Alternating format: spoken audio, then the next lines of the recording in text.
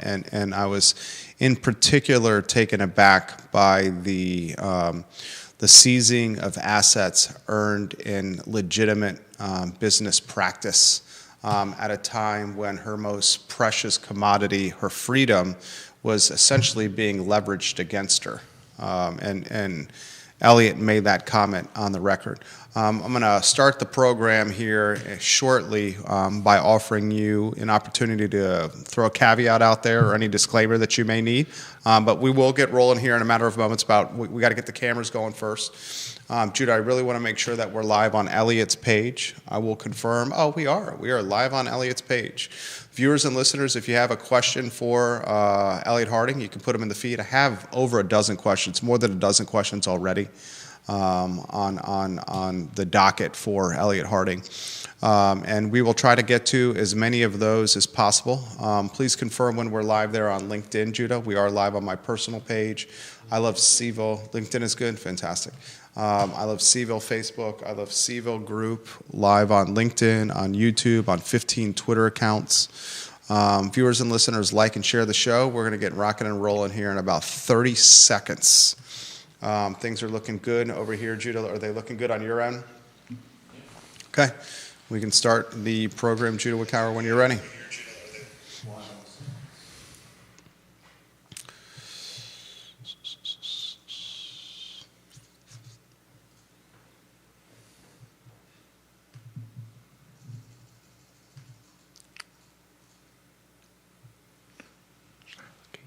Sure. Yeah. Wherever you're comfortable. Yeah.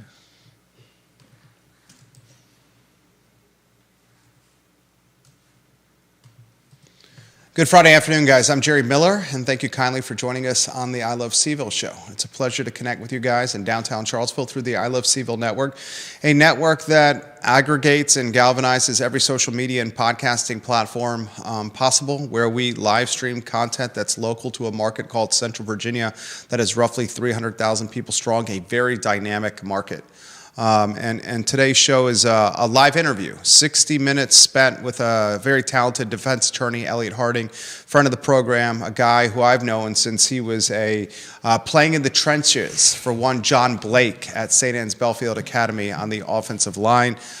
He is a mover and shaker in political circles. He is a known commodity in courtrooms across Central Virginia, and frankly speaking, the defense attorney in a court case that is front and center in our community, one that involves Dawn Morris, the owner of the higher education head shop brand and chain of stores. The community probably knows higher education the most for its location on West Main Street, where if you've been there, inside there, and I certainly have, the personnel and the staff is friendly and approachable and knowledgeable, and really they don't judge the folks that go in and out of there, which is unlike others. A lot we're going to cover on today's program. Judah Wickower is behind the camera. We'll give some attention to an institutional business in this community who we're proud to partner with, Charlottesville Sanitary Supply on East High Street. The Vermillion family owns that location. They own the building. They own the business. Third generation, Andrew Vermillion, is taking over for his father, John Vermillion, on East High Street.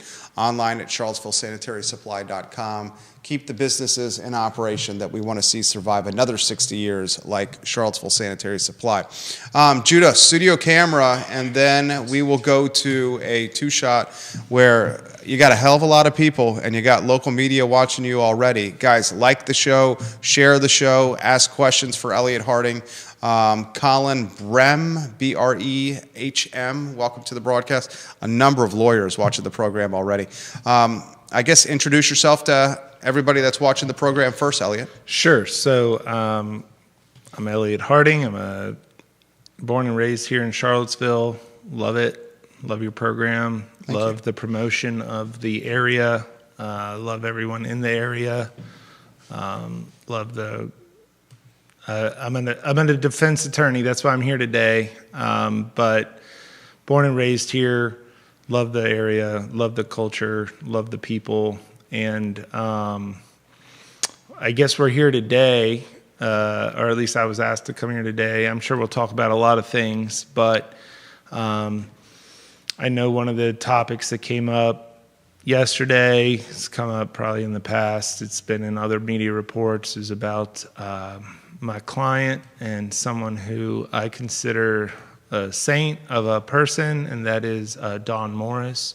I want to preface this with saying that I do, as a criminal defense attorney, I typically do not engage in, well, just as an attorney generally, I typically do not engage in talking about client cases. But Ms. Morris was chomping at the bit throughout her case to get her story out there, and I spoke with her past couple days about whether or not she was comfortable or wanted some perspective, some advocacy to be out there, and she adamantly said yes. She had wanted to do it a long time. I advised her in my professional way to say that wait for her sentencing to take place before she goes out there, and that has happened, and now sadly, she's reporting this evening to Central Virginia Regional Jail. So she's going to lose her platform. She hosts a very popular podcast, radio podcast show locally called Coffee Talk, where they talk about a lot of things. She has a very successful business. But I mention it because anyone listening, it's not normal for attorneys to talk about cases. I consider it frowned upon. I try to steer away from it. It's not my. It makes me a little uncomfortable. But in her case, knowing that I have the green light and the blessing, and to speak not only about her case but the issues that underlie her case, I'm here today, and I appreciate you giving us the platform to talk about what is going on. I'll start open-ended. I appreciate your time. He, like I said, I've known this guy for 20 years. A lot of respect for Elliot Harding. Set the table. We have a 51-year-old, a mother with no criminal history. Initially, I mean, goodness gracious, initially facing 162 years behind bars, right? Then a 22-year sentence, all but 15 months suspended. Perhaps that 15 months, and you offer the clarity, will be whittled down even more. The seizure of more than $500,000 of assets. Show's yours, Elliot. Yeah, just one caveat. Please. Not that it's it is a huge deal if you're talking about money. Her ultimate forfeiture was around $432,000. Okay. And significant portion of that was seized originally. Louisa County came across approximately $90,000 of cash in her home. That is from a lot of different sources, and there's a lot of issues there in that some of these dollars that were taken were actually like antiquated silver certificates that she had collected with her father. She's an only child. She lost her father during the duration of this proceeding. She spoke about it in court. She blames herself a lot because she was only in jail for about a week before a plea. But during that time, she was the primary caregiver for her father who suffered from dementia. She couldn't care for him during that time. And he ultimately succumbed to a lot of other issues within a short time frame thereafter, almost a month or two after. But she was very close to her dad, and she's an only child. Her father was her primary caregiver throughout her life, and she cared for him. And they were very close, and they collected a lot of things, and some of those things were like antiquated forms of currency. And so some of those things collected that were a lot of the currency collected at her home had significant other value to it.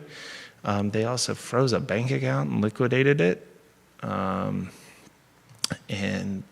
one of her convictions was falsifying a form for court-appointed counsel. In that form, she stated she didn't have any cash assets, but that's because they had seized and taken them all. And she was told that she couldn't have a bond hearing without an attorney present, and she felt pressured that if I need an attorney here to show up, the only way to do it is to go about filling out this form. And she retained counsel quickly thereafter anyway, but the point being is a lot of these charges were not really reflective of the intent of my client, I think, and I think the court even noted that at sentencing when it came to that issue as far as the form. They were like, oh, you misrepresented your cash assets, and her position was, well, you took it all. But they wanted to seize her father's home. Well, it was her home, but the one that her father had resided in. And we did negotiate the fact that forcing a transfer of deed is probably not appropriate given market rates. And I don't think it's appropriate for the Commonwealth to get engaged in land speculation when it comes to something like this. And so a significant portion of that figure that's recognized in her forfeiture was we agreed that she would forfeit the tax assessed value of the home at the time of her arrest, because there was a I mean, you talk about real estate every day. Yeah. If a house is seized in 22 and here it is 25, it's probably gone up a significant amount. You know? Yeah, absolutely. And so she did produce a cashier's check in the amount of 140-some thousand in court the other day.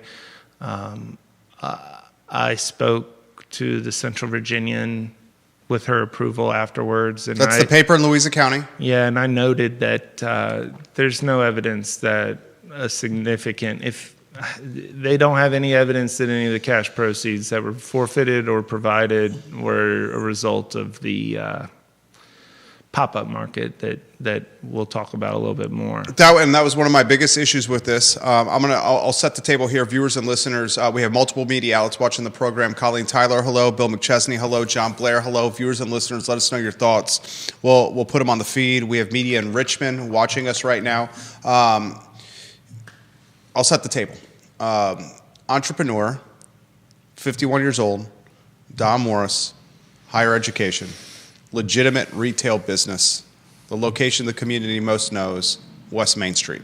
Yeah, it was her first one. Her first one, right. In Virginia, Right. Established business. Yeah. Doing business within the letter of the law. Miss Morris in Louisa County, in air quotes, pop-up market, farmer's market style fashion, is in front of storage unit in Louisa County. So it was a home. That's a storage unit in the back. Yeah, it's a home that has some sheds, that has some open garage looking storage units on it. Right. It's a residence. It's a residence. So there's a lot of misconception out there that this is like a storage business. It's not the case. Right. And right. It's not that you're misconceiving Yep. it. I just want to clarify. It was a home. Right. She on a select day each week is selling marijuana, which I had said on yesterday's program. This is being done, and I'm not doxing anything. I'm not calling anybody out. I'm not highlighting this. This is being done all over the city of Charlottesville. All over Virginia. All over Albemarle County, within steps of police stations. It's being done. She's selling marijuana. What appears to get her in the crossfire of Louisa County authorities is the mushrooms that were being sold there. I'll get out of your way here in a matter of seconds.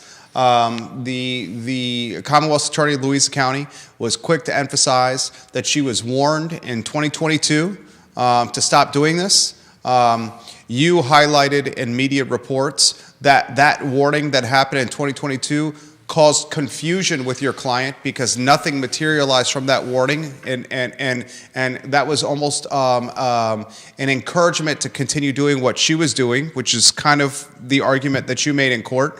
I'll stop talking. You jump in here. Weed, mushrooms, on a personal residence, warnings in 2022, and Louisa County and the Commonwealth's attorney? Well, I'll say this. Her business did procure a site at Zion's Crossroads. It's one of her 3 sites that happens to be on the Louisa County side of the line.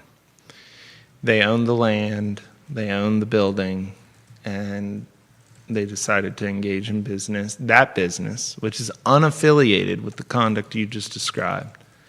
But in light of what happened in 2022, which I'll discuss in a second, I would not be surprised, given that one of the conditions of her plea agreement was that she had to take her own efforts to make sure that her business isn't advertised in the county, which is odd condition. Thought it was a little overkill, personally, but she agreed to it. Given that her business isn't engaged in anything illicit, I think it kind of can draw some specter of skepticism as to whether or not it was just one of those things where they just didn't want to do business in Louisa.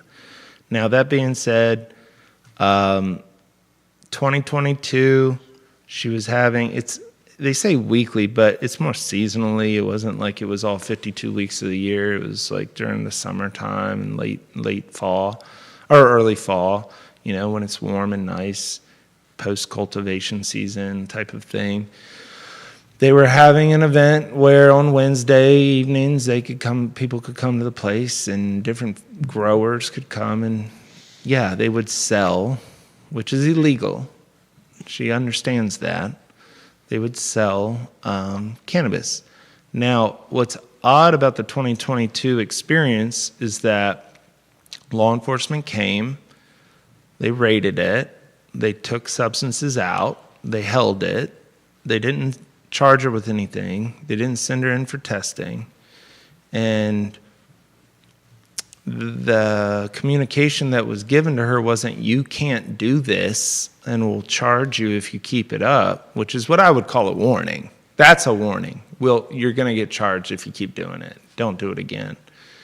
It was more communicated like, you can't do it like this, which is different, which is to say, don't make it such that anybody could just drive up, right? Don't make it appear this way. And so they took precautions. They added gates. They didn't publicly advertise it. They ID'd people to make sure that they were of the legal age for consumption.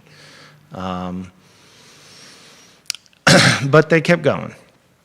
And some people say that the case wouldn't be here if psilocybin wasn't involved. I've made that comment. So that's fair. That's the mushrooms, I folks. can also tell you this case wouldn't be here if they had just charged her with simple possession or distribution in 2022. Okay.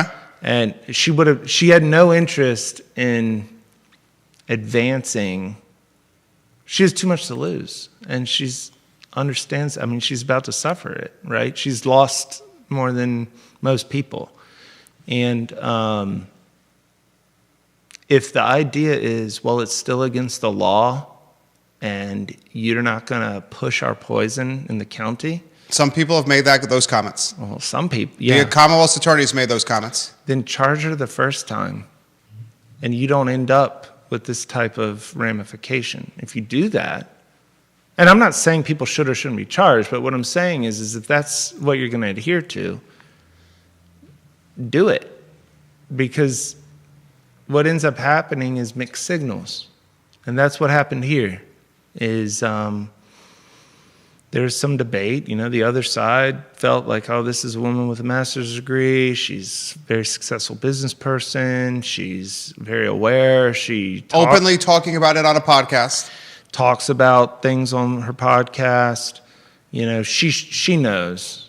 And my position is, well, first, her podcast, when she references the laws, came after she had been charged, so she quickly learned after she got charged. But also, when you can grow it, gift it, consume it, possess it, transport it, other people can sell it. The idea that you can't host an event where growers or whatever are there to do it, I get that is what legally does push the line. Okay, so I'll jump in here. He's talking about the gray area that we currently live in the Commonwealth of Virginia, where an individual in the Commonwealth of Virginia can grow marijuana. An individual in the Commonwealth of Virginia can carry marijuana on their person outside of their personal residence. If you're anywhere in downtown Charlottesville, his office is in downtown Charlottesville, my office is in downtown Charlottesville. Marijuana is being smoked everywhere in downtown Charlottesville in front of the police station. Marijuana is being smoked right now. You openly seeing folks giving marijuana to people all over the city of Charlottesville, all over Albemarle County. These are facts. There are pop-up markets, farmers markets all over downtown Charlottesville where weed growers, if you may, are coming to a centralized location at a set day and time. And people, customers are going into these locations and they're buying some of the best marijuana possible at very fair and reasonable rates. It's legitimately a market. The Commonwealth of Virginia, marijuana right now is in a very gray area. We'll talk about that on the show because of how marijuana has been politicized, the dysfunctionality with politics and marijuana. Youngkin, General Assembly, we'll get to that in a matter of moments. The mushrooms, Elliot Harding. Yeah. The mushrooms here. Well, I mean, the mushrooms, first of all, caveat, yeah, they are Schedule I. But there are states, there are states that have passed it, but in Virginia right now, there's a bill that's going through for the sake of testing it for having some legitimate medicinal values. And this was said in court, until the laws do change, it is what it is. But what we're not talking about is cocaine, heroin, meth, fentanyl, right? Like PCP, the drugs that put people under the ground. And I'm not saying that there aren't experiences where someone got high on weed and was bad on the roads, right? Drinking and driving, smoking and driving, these are things that are not permissible. We know that. It does alter your behavior. Mushrooms, I'm not aware of a lot of studies or facts that come out there and say that people die on them, but I realize that it can have some, if you overconsume or you're predisposed to genetics with schizophrenia. Like, I get that it causes hallucinogenic concepts if you overconsume. And so we recognize that mushrooms are not, I don't know how to get into it. There's also concepts of microdosing. Psilocybin has been studied to help with PTSD, and it's been studied to help with anxiety. One of the most famous people in the world, Aaron Rodgers, routinely talks about microdosing. Microdosing is becoming part of the 2025 American vernacular. Yeah. And so, at the sentencing, they acted like it was the largest drug haul of all time. They described it that way. I'm honestly shocked if that's the case. In Louisa County history, they described it that way. I'm a little disappointed if that's the case. And what I mean by that is Louisa is right on Route 64. If you're trying to get from Fredericksburg to Charlottesville, you got to cut through it. Like, at the end of the day, it's not a small county in the middle of nowhere. If this is the largest drug haul in the history of Louisa, I mean, maybe that's good. I don't know, but I just question that. I do know it's probably the record forfeiture of money. Put that in perspective.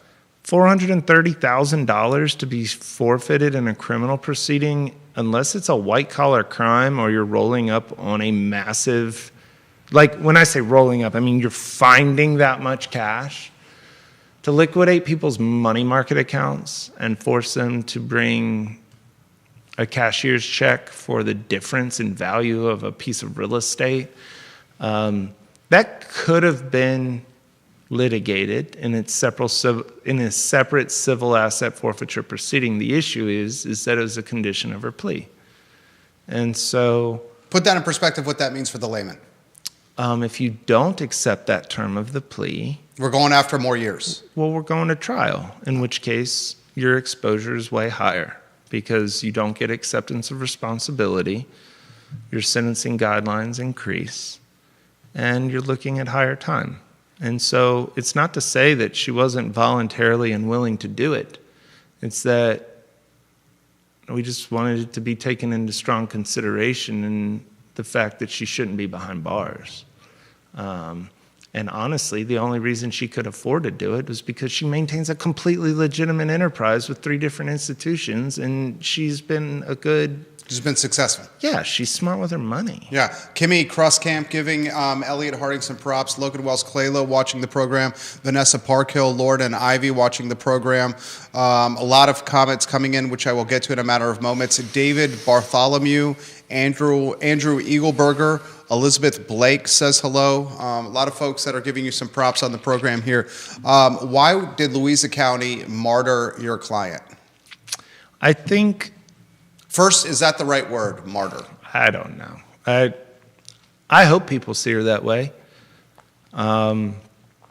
Look, cannabis, marijuana, but cannabis at large, which includes things like hemp and other things, has maintained its own subculture for almost 100 years now. But anyone who is sympathetic to the idea that it has been over penalized should view Miss Morris, and I hope she's the last one. I wish this didn't happen to her, but I hope she is recognized as someone who, martyr, I don't know. I mean, as much as she might have championed those causes, I don't think she would have been having this pop-up market if she knew that she was going to be put away.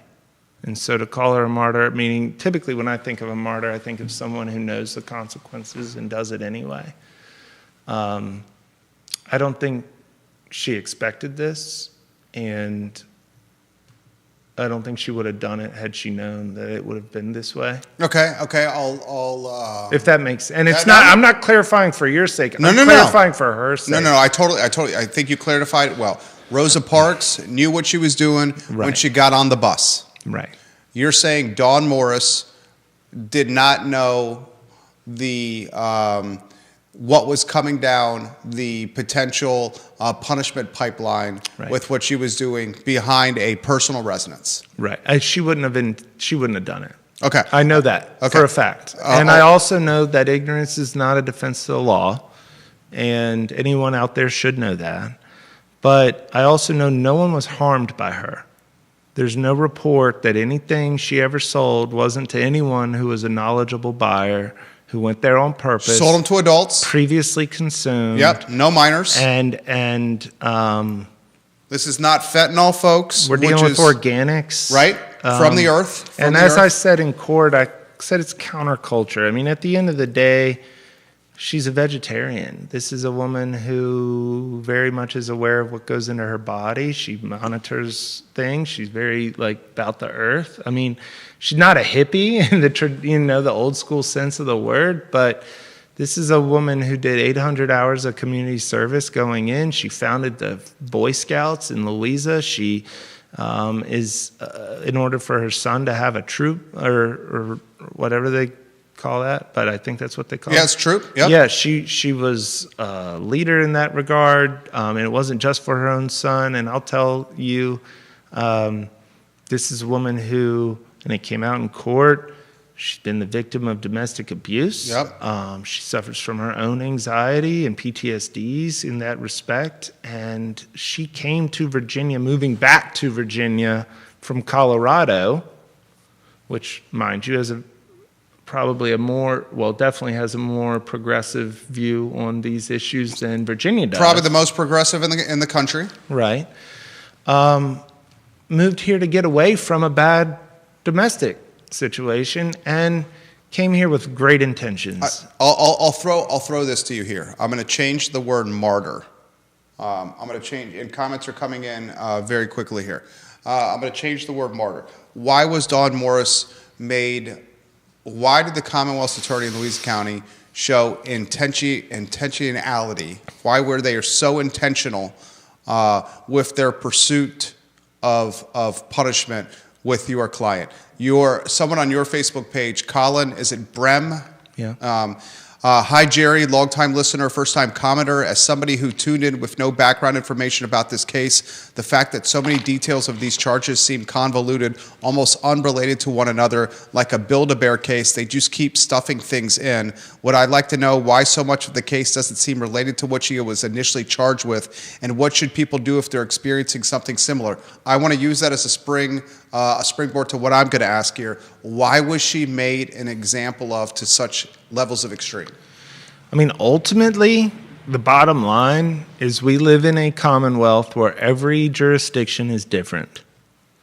And Louisa County, anyone who's been around the criminal justice system for at least 15 years knows that it's relatively stricter than most.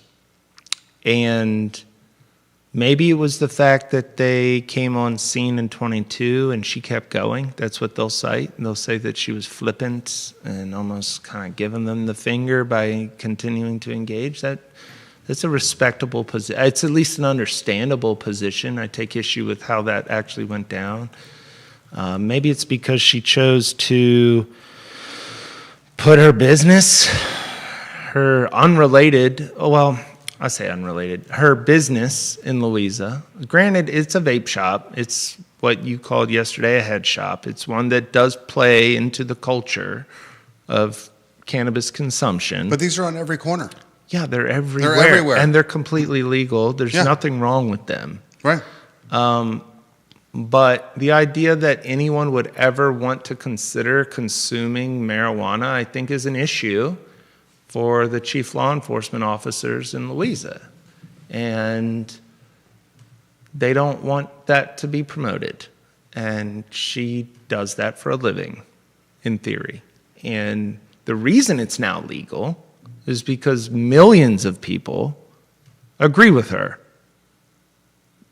Of all parties, medicine agrees with her. I'm not saying that you should run out and just get high, but the point is that it's not deserving, that cannabis is not necessarily deserving of the prohibitionist mindset that's existed for 100 years. And historically, and anyone who watches this program knows that I routinely back the blue on this show. And in this particular circumstance, I have pause with that backing with what Louisa has done. Well, I back the blue too. I know you do. But Yeah. the blue only does what the laws say to do. It's not their fault that the commercial sale of cannabis is illegal. It's Richmond's fault. Yep, and we're going to get to that in a moment. Yeah. We got a question from John Blair here that we're going to get to that's tied to that specifically. Historically, arrests and prosecutions and convictions tied to cannabis, tied to marijuana, have significantly impacted the black and brown community at a much more prolific clip than the white community. And those are just facts. And one of the positives of where we were heading with the legalization of cannabis consumption and retail of cannabis was it was going to create a more even playing field, more parity, more fairness when it came to how the law saw folks who bought and sold cannabis, which is being done every day. This is being done in upper class households. This is being done in middle class households, lower class households. Whether you're white, black, Puerto Rican, or Haitian, folks are smoking weed. And it's impacted black and brown at a much greater clip than it's impacted white, and that's a travesty here. I want to go to Mr. Blair's comment on LinkedIn, which I think is just a great comment that, frankly, I would not have thought to ask. So thank you, John Blair. He says, first tell Elliot I said hello. He says, I'm curious, after a new governor is elected and takes office in 2026, does Mr. Harding have a plan to pursue a pardon for his client? Well, she'll be out probably before Thanksgiving of this year. So 15 months suspended, that 15 months active. Yeah. It translates to Virginia a few years ago passed the expansion of the earned sentence credit system, which is there are exceptions for like very violent or sexual offenders where they don't get this added benefit. But for someone like Ms. Morris, no criminal record, totally nonviolent issues, she's inclined and will, unless something crazy happens, which won't, she'll get a third off of her time. And so that looks like a 10-month sentence instead of 15. Is that 10 months straight? Starting this evening. 10 months straight in jail. Yeah, and she did 2 weeks or so going into her sentencing, so she'll get credit for that. So she's looking to get out in about 9.5 months, which will be around Thanksgiving or before, hopefully. But yeah, so sorry to interrupt. I just wanted to clarify, like, you were the question was, do we expect to ask for a pardon? A pardon? Maybe. It would require an actual straight-up pardon is different than a commutation of a sentence, and I know Mr. Blair knows that. Granted, I think she'd be warranted to ask for either, depending on the groundswell of support that she might get. I think a pardon could be achieved. I think a sentence commutation would be appropriate, and that having 22 years over her head and that duration of probation is probably not, when I say over her head, it can be revoked. She could be sentenced to more should she violate the law in the future and violate her conditions of probation. It's just that she won't be pulling that right now. I think it would, I expect that she will want to pursue that. Troy Robinson says, "Hi, Jerry. I just want to say Elliot Harding has always given a voice to the voiceless." Holly Foster, watching Henrico. We have 5 different media outlets watching Elliot Harding on the program this afternoon. Does Ms. Morris continue as the proprietor and the owner of the higher education brand? Yes. Okay. I encourage people to go to her stores. Okay. Go buy a T-shirt. If you don't want to smoke marijuana, that's not your lifestyle, go buy her a T-shirt. So she will continue I hope she becomes the premier brand. While she's in jail, she'll keep running it. Well, she has partners. Right, I know she does. Yep. Yeah. Okay. But I hope she comes out ahead on this. God works in interesting ways. And one of the ways God could potentially work, a defamation lawsuit. Well, yeah. I'll just say it. Axios defamed Ms. Morris, and we'll see how that shakes out. But it's cut and What does that mean, Mr. Harding? It means that well, I'm sorry, they didn't defame Ms. Morris, they defamed her business, and the business that she's a partner of, and that is higher education. Axios is a media platform, national media platform. Yeah, they misreported and said that these raids took place at her business and that her businesses were shut down and that she was selling drugs out of the business. And she suffered an actual losses, and they're both actual in that you can diagram the time frame and the traffic of customers. But people would walk in and say, "I'm surprised that you're still open. I thought you were closed." It's ridiculous. Her business had nothing to do with this. I get why there's a lazy corollary, but for a media outlet of that magnitude to say that her business was raided and they found that these markets were taking place there and that they shut down as a result is just false and defamatory by definition. And so we will be pursuing that. And there might be other outlets too. And what does that look like, that pursuit? A civil lawsuit or a demand. I don't know how that'll shake out. I mean, it's so black and white when you read the articles that are still out there. I think it was from December 6th. And he's got the receipts people.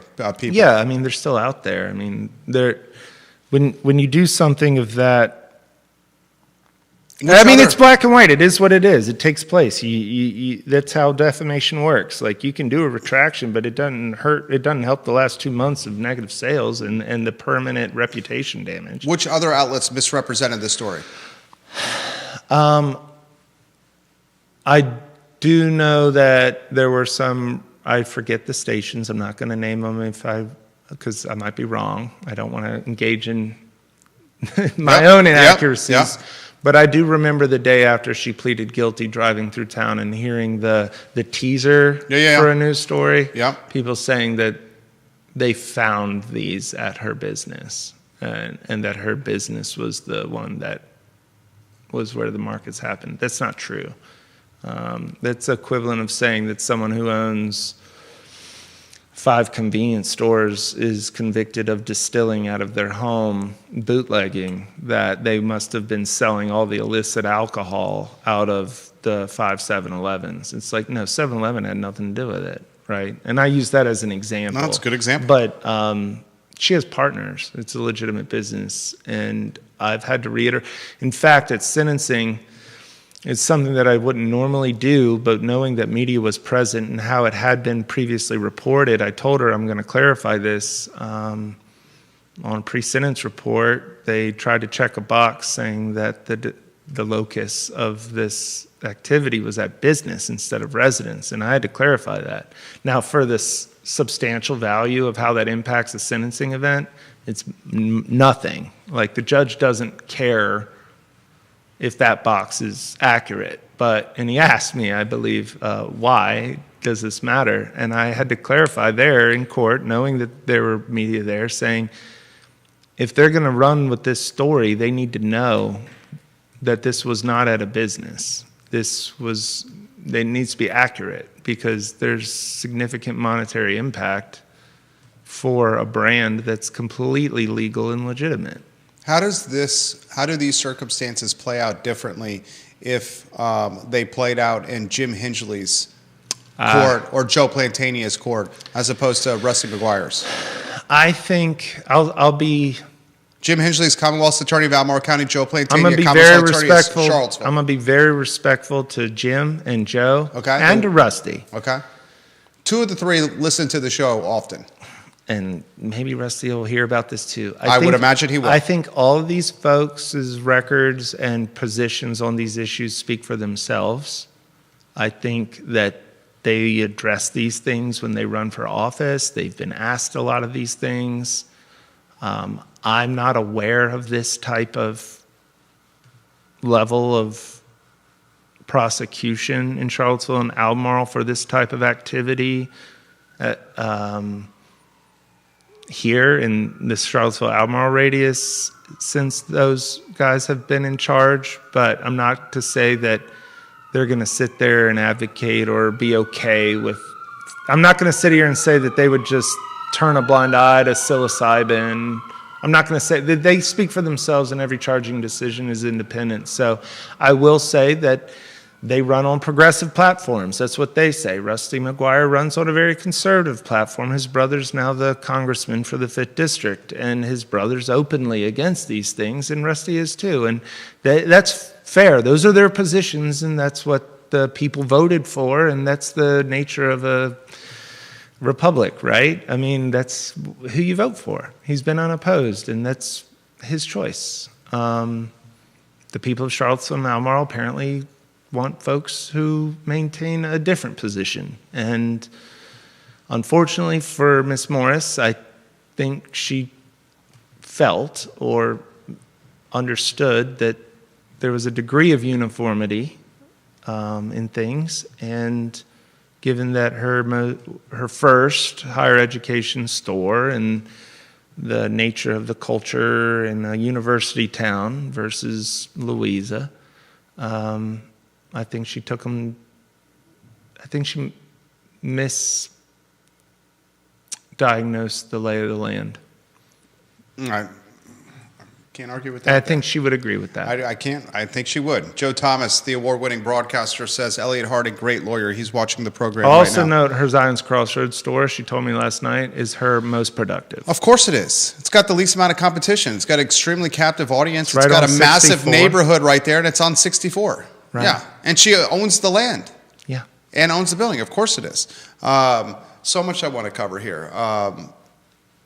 Governor Youngkin's role in all this. The General Assembly's role in all this. The General Assembly needs to finish what they started, and there will continue to be personal sacrifices suffered, whether it's on the roadside with a guy who's maybe going 15 over, and next thing you know, where's the label for your marijuana on you? And by the way, marijuana and a firearm by itself, even if the marijuana is legal, you can't have it with a firearm. People think, oh man, you must be a drug dealer. In reality, both of those things are very legitimate, normal things to have. I'm just saying, like, they need to finish their job in legalizing the market. As to Governor Youngkin's role, I'm disappointed that he continues to signal that he won't be the champion of the market, because I think it would really give him a leg up in the eyes of partisan changes. 100%. Donald Trump has even said that Florida recently had marijuana on the ballot. I don't remember the specifics as to whether it was I forget how they were trying to open up the market. In some form or fashion, but they have a more referendum-based system. And because he has the Mar-a-Lago property, they asked him about it. And he openly said, look, I don't think people need to run off and get high, but I do think we're putting people away for it. And he supported the the pro-cannabis referendum in Florida. I don't know why Governor Youngkin is not trying to be a champion of markets and revenue. We live in a time where the federal system is cutting support, which I think we have a federal deficit issue. I understand why that's happening.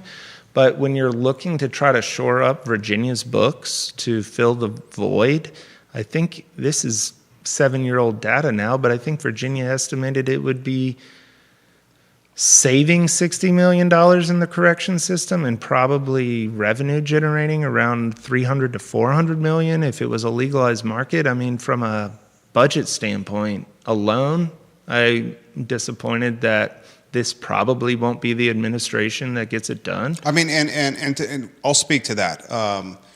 Governor Youngkin, former co-CEO of the Carlyle Group, one of the most significant private equity firms in the world, a staunch capitalist, Governor Youngkin, 400 million net worth, roughly, Governor Youngkin. The legalization of cannabis could be one of the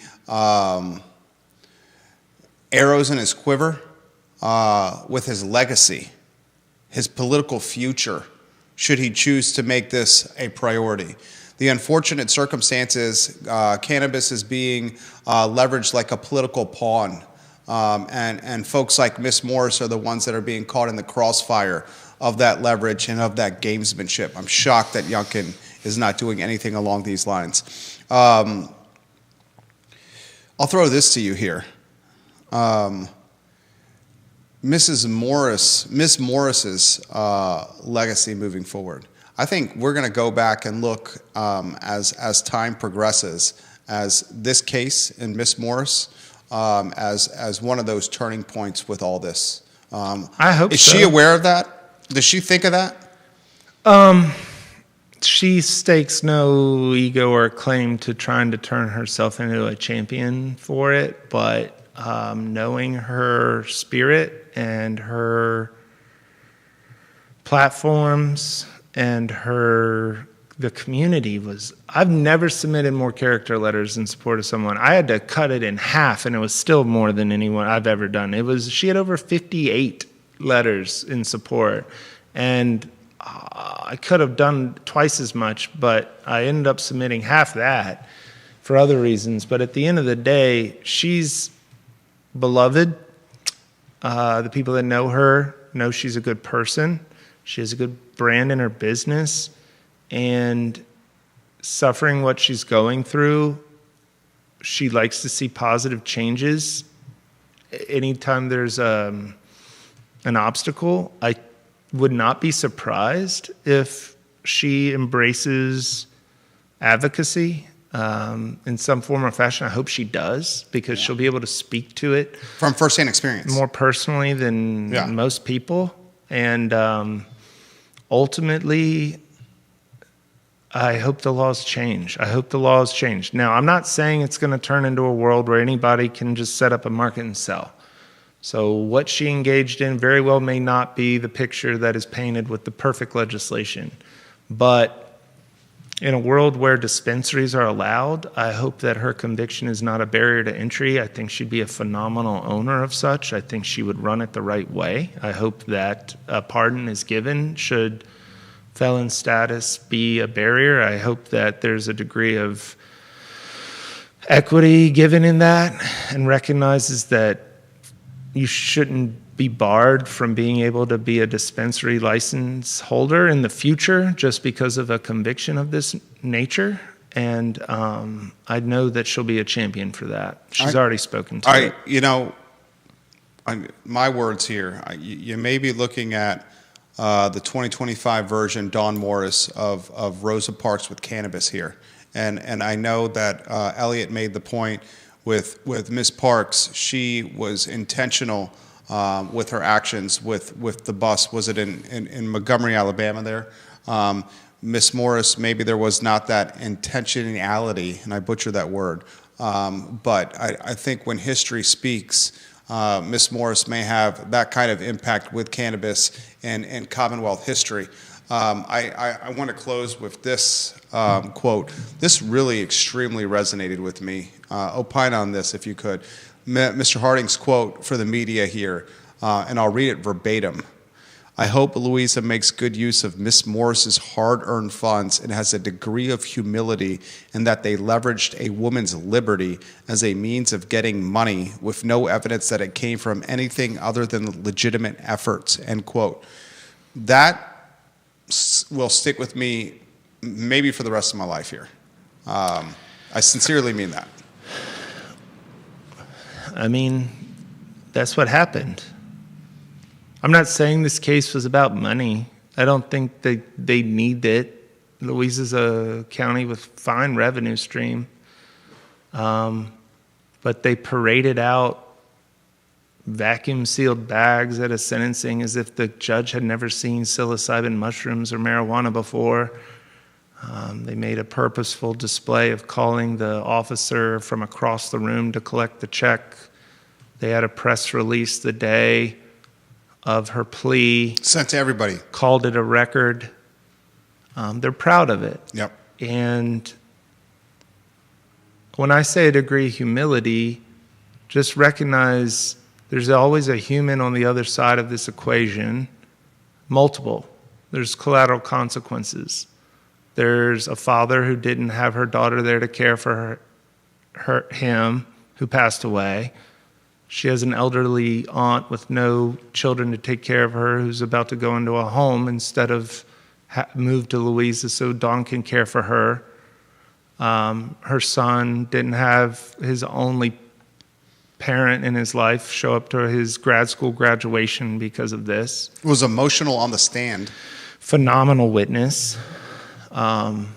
Sad that that's the experience that he has to go for, but he knows her better than anybody and is a testament to her character in that he's a FUMA grad, got a master's in engineering from Rhode Island School of Technology, never was exposed or dealt with like substance issues, no criminal history. That is, to me, your children are typically always the sign of care and genuine discipline and priorities. And her son is definitely a byproduct of who she is, and she's very proud of that.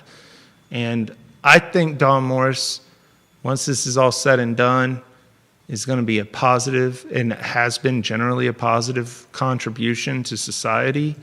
And it's sad. I personally upset about the outcome. Could have been worse, I guess. But when I say humility, I just think that it shouldn't be lost that she voluntarily gave up way more money than they could have ever tied to anything illicit as a means of coming to this conclusion. And that's the nature of the deal. So she knows that too, right? I mean, she knows that too. She's not upset about it. It's just, let's not parade it around like we took down the cartel. Yeah. You know? That's how I felt when I said that, is that you would have thought that you was Pablo Escobar in Louisa County. Popped MS-13. Yeah. You know. Right. That's how I was a little perturbed, but it's okay. I get it. I don't mean anything unprofessional to those guys in that office. I get it, but just exercise a degree of humanity. That's all I'm saying. Elliot Harding, guys, the Friday edition of the I Love CVille show. We appreciate your time. Thank you. Thank you for highlighting this. I think she wanted to do so for a long time, and based on my advice, I told her not to, because you never know how it's going to shake out in court. Mm-hmm. Absolutely. We're always welcome, always willing to host and welcome Miss Morris as well. Elliot Harding is damn good at what he does, folks. And he is someone, as Troy Robinson has said, who is often a voice for the voiceless. For the viewers and listeners that did not have their comments or questions heard, we have spent an hour with Elliot today, and this is the end of the show. We're grateful for the viewership and the listenership. I'm grateful for Elliot's time, for Judah Wickower behind the camera. And you saw what the I Love CVille show is about. This is what we do Monday through Friday, 12:30 to 1:30. Long-form content about storylines in Central Virginia that are important to all of us.